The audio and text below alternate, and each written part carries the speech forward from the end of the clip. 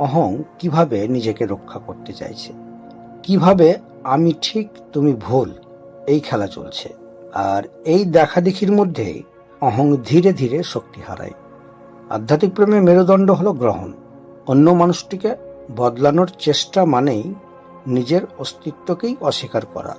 যখন আপনি কারো আলো ও ছায়া দুটোকে দেখার পরেও তাকে গ্রহণ করেন, তখনই সম্পর্ক গভীর এবং কোমল হয়। আপনি যত পারবেন ক্ষমা করতে শিখুন।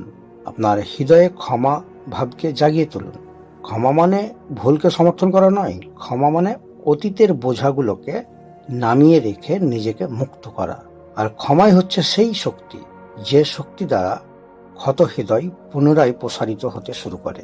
প্রতিটি গভীর সম্পর্ক হলো এক একটি আয়না।